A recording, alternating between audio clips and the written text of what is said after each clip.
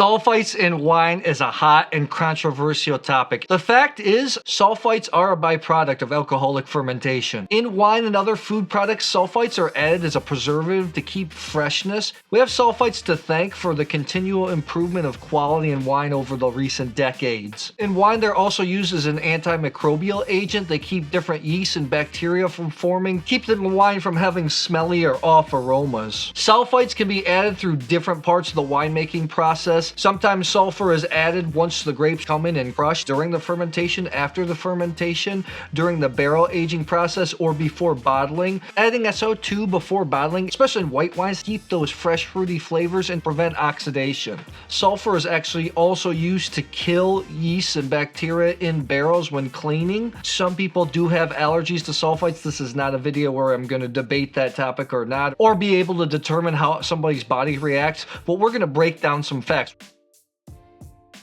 In the EU, 150 milligrams per liter of sulfur is allowed in red wine. That goes up to 200 milligrams per liter for white wines or for sweet wines. Those figures are pretty similar around the world. Everything from fresh vegetables to frozen foods to raisins to dried apricots, mayonnaise, ketchup, all that stuff has sulfites in them. There's a couple charts I've seen on the internet where you see the drastic difference between how much sulfite is in a bottle of red wine versus the amount of sulfites in dried apricots, french fries, all that kind of stuff, and you can see the difference. However, we're going to chop this up a bit. I'm going to make it real. Let me get my phone out. Let's do some calculations here. When you hear me say SO2, that's the same thing as sulfites. In wine, sulfites are measured by milligrams per liter. In dried foods, it's measured by parts per million. 1 milligram per liter is approximately the same as 1 parts per million. Let's break this down. Producers nowadays of high-quality wines aim to use as little sulfur as possible. If the raw material coming into the cellar, the grapes are better, less sulfites used. So for this example, we'll use a high quality bottle of red wine, let's say 100 milligrams per liter, which is still on the higher side for a quality bottle of wine. And every bottle of wine is not 1 liter, it's 750 milliliters, it's 3/4. So if you drank that whole bottle of wine, you're getting a whopping 75 milligrams. Let's say you have just a glass of that wine. There's usually 5 ounce glasses in a bottle of wine. Let's divide 75 by 5. In 1 glass of red wine, you're getting a whopping 15 milligrams of SO2. Let's break this down even more. Let's go to French fries, which on this chart says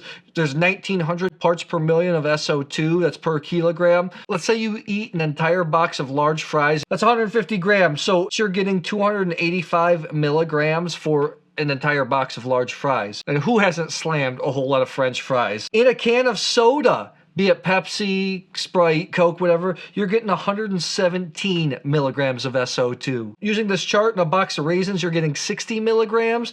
If you have a whole package of dried apricots, which is about 140 grams, and trust me, I've definitely slammed an entire package of dried apricots, that's a whopping 378 milligrams of SO2. So I'm telling you, you're not getting a ton of sulfur when you're drinking high quality wine. Sulfites aren't bad. It keeps the wine fresh and delicious. That being said, there are producers these days that are trying to make wines with no sulfites added. Some of the pioneers include Marcel Lapierre in Beaujolais, where he makes a Morgon that has no sulfites added. Radikon in Friuli Venezia Giulia is famous for making wines with no sulfur. There's a producer actually nearby called Čotar in Slovenia, which does an excellent job. Wines with no sulfites added are risky. And generally speaking, these wines aren't going to be cheap because the producer has to take more risks and the quantities are smaller. Think about it, you have to monitor how those grapes are fermenting. You can only do that in small batches.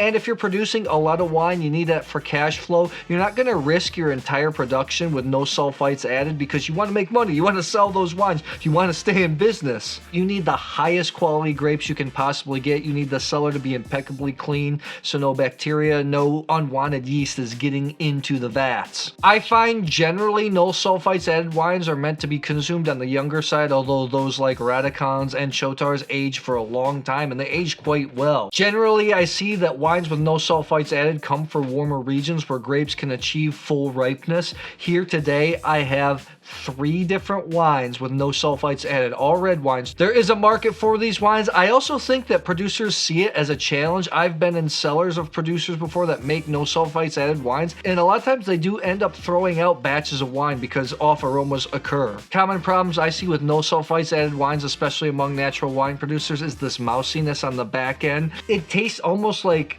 dog's wet fur smells like. Now that I'm done with my little spiel, I'm gonna blind taste these 3 wines, see how good they are. You ready? Let's get it. And we're back tasting some big fruity red wines. I'm going to use my Rovsya wine glasses. These are burgundy glasses, but they work great with red wines. These are the best inexpensive glasses I've ever used. I have a link in the description box if you want to check them out. Helps the channel. I appreciate your support. I Cairanne these babies, had somebody mix them up. Kind of almost feel bad for these wines because I just shot a video where I pitted a 99-point red wine versus another 99-point red wine. That comparison's fresh in my mind. Regardless, let's get going here. Wine number 1 is fruity. It has this nice stemminess that I like, kind of black berry. These no sulfur wines almost have like a pickled fruit type of flavor if you're in that sort of thing, so it's quite different than normal conventional type wines. It has this nice violet note, a little bit of earth. It has some complexity, raw, natural. This has the stemminess that I associate with Northern Rhone Syrah. Tannins are sandy. These wines are just juicy and they're fun to drink. I just want it to be a little longer to move into ethereal levels. 2 has a nose where I would not assume that this is a no sulfur wine. Earth, black berries, black raspberry, black cherry, a lot of garrigue type notes, even just a touch of bubble gum. Wow.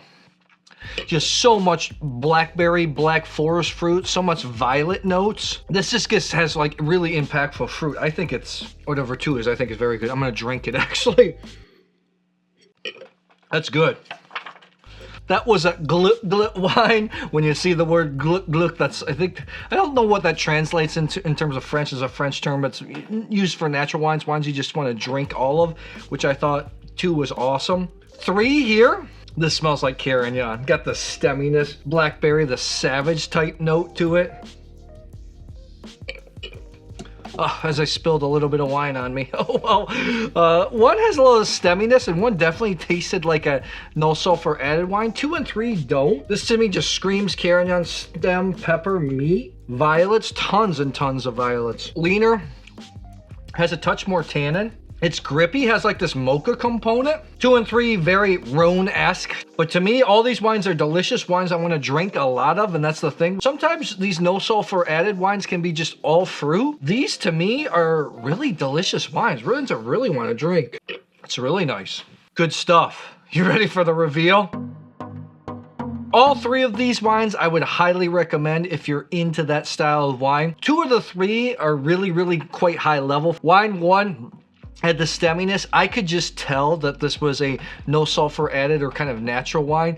Very good. I like the stemminess, kind of reminded me of Northern Rhone. I wanted just a touch more length. That's my only complaint. I still think it was a very legit 89 points. And that's nothing to scoff at. I think it's delicious. Let's take a look and see what it is here. This is the Azienda Agricola San Salvatore Corleto 2022. This is Aglianico. Tough grape. Tannins are really under control. 28 bucks. I was just at this producer a while ago, has a Buffalo, because he has also a Buffalo mozzarella factory in Campania. Their other wines are more conventional. This is the only wine that's more kind of hardcore naturally. It's organic. I think it's very good. It's delicious. You want to add that to your wine list. I think it's really nice. 2022 fresh wine.